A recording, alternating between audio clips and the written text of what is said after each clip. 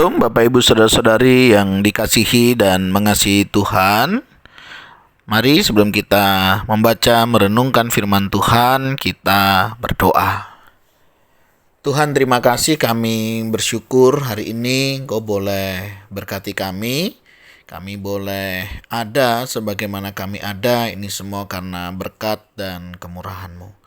Kami mau membaca merenungkan firman-Mu, ya Tuhan, tolong kami untuk mengerti dan kami boleh melakukannya sehingga kami menjadi orang-orang yang berbahagia. Kami berdoa dalam nama Tuhan Yesus Kristus. Haleluya.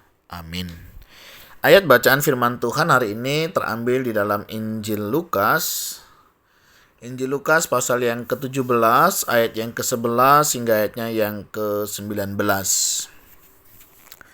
Saya akan membacakan beberapa ayat di dalamnya, ayat yang ke-15 dan 16. Seorang dari mereka ketika melihat bahwa ia telah sembuh, kembali sambil memuliakan Allah dengan suara nyaring. Lalu tersungkur di depan kaki Yesus dan mengucap syukur kepadanya.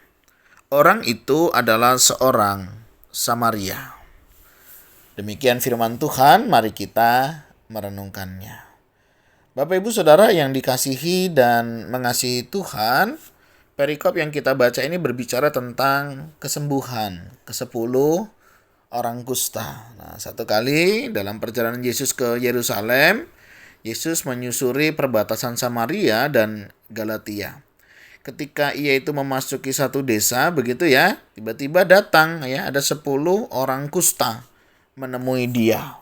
Jadi memang mereka itu diasingkan ya karena mengalami sakit ini sehingga mereka diasingkan. Nah, dalam proses pengasingan ini satu kali mereka berjumpa dengan Tuhan Yesus. Nah, perjumpaan itu membawa mereka berseru kepada Yesus untuk meminta kesembuhan. Nah, menariknya pada saat itu Yesus tidak langsung menjamah atau bagaimana, tetapi malah justru memerintahkan mereka untuk pergi memperlihatkan diri mereka kepada imam-imam. Padahal untuk datang ke imam, orang mesti udah sehat dulu, udah sembuh dulu. Nah, posisi mereka pada saat itu mereka sedang sakit. Begitu ya. Nah, tetapi menariknya mereka pergi juga.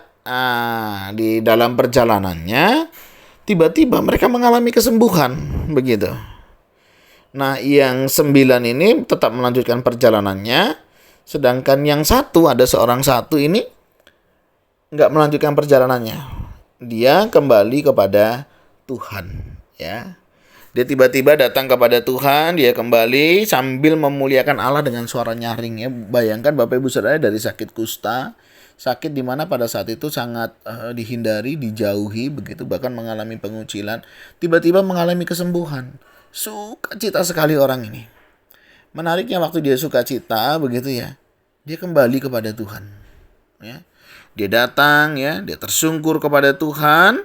Kenapa? Karena dia telah sembuh. Ya, dia kembali dengan memuliakan Allah dan dengan suara nyaring dan ia tersungkur di depan kaki Yesus sambil mengucap syukur. Nah, menarik Bapak Ibu Saudara apa yang dilakukan oleh orang ini. Ternyata orang ini adalah orang Samaria. Kita tahu orang Samaria itu kan orang yang ada perbedaan memang dengan kelompok sebelahnya begitu, dan mereka termasuk orang-orang yang sebenarnya tidak percaya ya, tetapi mereka boleh mengalami anugerah Tuhan ya. Sukacita pengharapannya membawa dia mengenal Tuhan. Nah, ini menarik ya. Yang kedua, responnya itu dia datang kepada Tuhan dengan ucapan syukur. Nah, dari renungan ini saya ya menemukan satu pembelajaran bahwa yang pertama kita perlu datang itu pada Tuhan. Apapun pergumulan kita Bapak Ibu Saudara ya, apapun masalah kita, mari kita datang pada Tuhan. Ya. Datang dan percayalah pada Dia. Mungkin saat engkau datang kau tidak langsung mendapatkan sesuatu. Tapi percayalah ya bahwa engkau ada, kita ada semua karena pemeliharaannya. Karena penyertaannya di dalam hidup kita. Oleh sebab itu Bapak Ibu Saudara, mari dalam segala satu pergumulan ya, dalam segala permasalahan yang kita hadapi, mari kita datang kepada Tuhan dan percayalah Tuhan yang akan menolong, memampukan setiap kita melaluinya. Orang Samaria ini yang sakit kusta mengalami kesembuhan. Ya, jadi Ini satu berita sukacita buat kita semua hari ini. Apapun yang terjadi, mari kita datang kepada Tuhan, memohon belas kasihan dan juga pimpinannya. Saya nggak tahu pergumulan apa yang Bapak Ibu Saudara sedang alami. Apakah sakit penyakit, kehidupan rumah tangga, kehidupan dalam pekerjaan, atau hal yang lainnya. Mari bawa hidup kita kepada Tuhan. Bukan hanya masalahnya, bukan hanya pergumulannya, bukan hanya sakit penyakitnya sekali lagi, tetapi mari kita membawa hidup kita datang kepada Dia. Pelajaran yang kedua yang saya dapat dari bagian ini adalah bagaimana kita belajar mengucap syukur atas apa yang sudah Tuhan berikan di dalam kehidupan kita. Ada 10 orang yang mengalami kesembuhan yang datang pada Tuhan. Tapi yang datang pada Tuhan itu hanya 1 orang.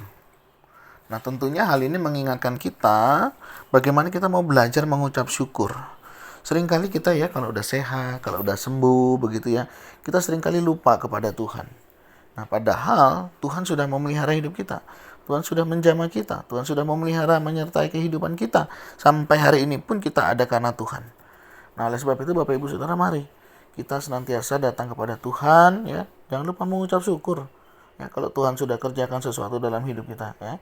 Jangan terus hilang ya, jangan terus kemana begitu ya tanpa adanya hidup yang mengucap syukur. Berapa banyak orang ya seringkali, Tuhan kalau aku sehat, aku nanti mau begini deh sama Tuhan, mau aktif pelayanan, mau rajin ke gereja dan lain sebagainya. Tapi ketika sudah mengalami kesembuhan, seringkali kita lupa, janji tinggallah janji. Nah, Bapak Ibu Saudara, mari kita belajar hari ini. Belajar mengucap syukur ya. Tahu berterima kasih kepada Tuhan. Ya, Tuhan senang kalau kita datang ya. Buktinya waktu orang Samaria itu datang tersungkur begitu ya. Tuhan langsung berkata, berdiri dan pergilah. Imanmu telah menyelamatkan engkau. Kepercayaan dia, pengharapan dia di dalam Tuhanlah. Sehingga dia boleh mengalami kemurahan Tuhan. Nah, Bapak Ibu Saudara, mari kita serahkan seluruh hidup kita kepada Tuhan. Dan jangan lupa senantiasa menaikkan puji dan ungkapan syukur kepada Tuhan kita. Tuhan, terima kasih, kami bersyukur Engkau boleh memberkati kami hingga kami boleh ada sebagaimana kami ada. Ini semua karena berkat dan kemurahan-Mu. Terima kasih Tuhan untuk kasih setia-Mu. Hari ini kami mau serahkan seluruh hidup kami. Kiranya apa yang kami kerjakan boleh membawa kemuliaan bagi nama Tuhan. Berkati juga untuk kehidupan kami. Jika ada di antara kami yang sedang sakit, mohon Tuhan jamah, Tuhan pulihkan, sehingga setiap kami yang sakit ada dalam kasih dan pemeliharaan Tuhan. Berkati ya Tuhan, berkati yang mengalami lemah tubuh, lemah iman, dan dalam segala pergumulan kami bawa datang kepada Tuhan. Biar Tuhan yang menguatkan, menangguhkan iman pengharapan kami. Kami mau serahkan hidup kami selanjutnya ke dalam tangan-Mu Tuhan, dan kami berdoa di dalam nama Tuhan Yesus Kristus kami berserah. Haleluya. Amin. Bapak Ibu Saudara, demikian renungan kita hari ini. Kiranya Tuhan Yesus senantiasa menyertai memberkati kehidupan kita. Shalom.